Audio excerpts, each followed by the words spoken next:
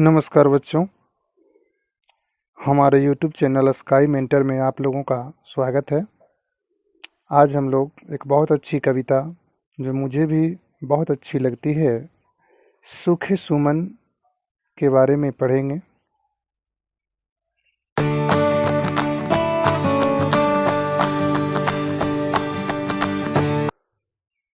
तो आइए सबसे पहले हम सुप्रसिद्ध कवित्री महादेवी वर्मा जी के बारे में पढ़ने जा रहे हैं। महादेवी वर्मा छायावाद की प्रमुख कवित्री हैं। उनका जन्म 1907 ईस्वी में उत्तर प्रदेश के फर्रुखाबाद में हुआ था। उन्होंने लंबे समय तक हिंदी साहित्य की सेवा की। उन्हें यामा काव्य संग्रह पर ज्ञानपीठ पुरस्कार प्राप्त हुआ। सन 1987 में उनकी मृत्यु हो गई। महादेवी वर्मा की प्रमुख रचनाएं हैं निहार, रश्मि, दीपशिखा, यामा आदि। उन्होंने गद्य साहित्य की भी रचना की है। अतीत के चलचित्र उनके संस्मरणों का सुंदर संकलन है। महादेवी वर्मा की भाषा संस्कृत निष्ठ तत्सम है। उन्हें आधुनिक युग की मीरा कहा जाता है। उनकी कविता में प्रायः वेदना का चित्रण है। अब हम कविता की पंक्तियों को पढ़ने जा रहे हैं। था कली के रूप शैशव में अहो सूखे सुमन, मुस्कराता था खिलाती अंक में तुझको पवन। खिल गया जब पूर्ण तू मंजुल सुकोमल पुष्पवन, लुब्ध मधु के हेतु मडराने लगे आने भ्रमर। प्रस्तुत काव्य पंक्तियों के माध्यम से कवयित्री महादेवी वर्मा सूखे सुमन के माध्यम से दुनिया के स्वार्थपूर्ण व्यवहार की चर्चा एवं पुष्प की शैशवावस्था के बारे में वर्णन करती हुई पुष्प से कहती है कि हे सुमन, जब तुम कली के रूप में थे उस समय हवा ने तुम्हें हंसते मुस्कराते हुए अपनी गोद में लेकर खिलाता था एवं प्यार पूर्वक व्यवहार करता था। उसके प्रभाव में आकर जब तुम पूर्ण रूप से खिल गया तो तुम्हारा रस चूसने के लिए लोभी भ्रमर भी तुम्हारे आसपास आकर मंडराने लगते थे। आगे की इन पंक्तियों में ध्यान देंगे। स्निग्ध किरणें चंद्र की तुझको हंसाती थी सदा, रात तुझ पर वारती थी मोतियों की संपदा। लोरियां गाकर मधुप निद्रा विवश करते तुझे, यत्न माली कर रहा आनंद से भरता तुझे। प्रस्तुत काव्य पंक्तियों के माध्यम से कवित्री दुनिया के स्वार्थपूर्ण व्यवहार एवं पुष्प की शैशवावस्था के बारे में वर्णन करती हुई पुष्प से कहती है कि जब तुम शैशवावस्था में थी तो उस समय चंद्रमा की चंचल किरणें तुझको हमेशा हंसाती रहती थी। रात भी तुम्हारे ऊपर मोतियों की संपदा न्यौछावर करती रहती थी। भौरे भी तुझे लोरियां गा गा कर सोने के लिए विवश करते रहते थे एवं माली भी उस समय हमेशा तुझे आनंद से भरने की कोशिश में लगा हुआ रहता था या लगा रहता था। आगे की इन पंक्तियों में ध्यान देंगे। कर रहा यठ खेलियां इतरा सदा उद्यान में, अंत का यह दृश्य आया था कभी क्या ध्यान में। सो रहा अब तू धरा पर शुष्क बिखराया हुआ, गंध कोमलता नहीं मुख मंजू मुरझाया हुआ।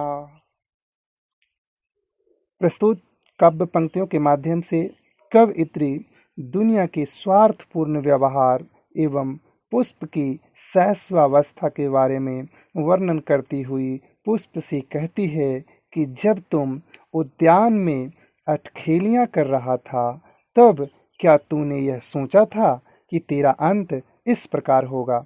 अब इस समय तुम सूख कर एवं मुरझाकर शुष्क अवस्था में बिखराया हुआ धरती पर सो रहा है। अब ना तो तेरे पास कोई सुगंध है और न ही पहले जैसी कोमलता एवं सुंदरता। अब तो तेरे मुरझाए हुए मुख को देखकर कोई तेरे पास नहीं आएगा, क्योंकि तुझसे अब किसी को कुछ नहीं मिलने वाला है।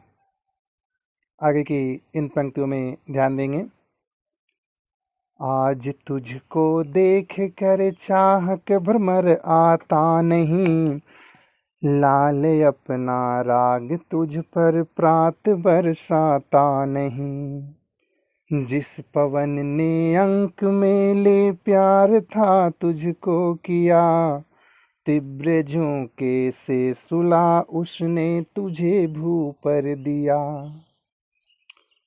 प्रस्तुत काव्य पंक्तियों के माध्यम से कवयित्री दुनिया के स्वार्थपूर्ण व्यवहार एवं पुष्प की दुर्दशा देखकर कह रही हैं कि आज तेरी यह दशा देखकर कोई तेरे चाहने वाले तेरे पास नहीं आ रहे हैं।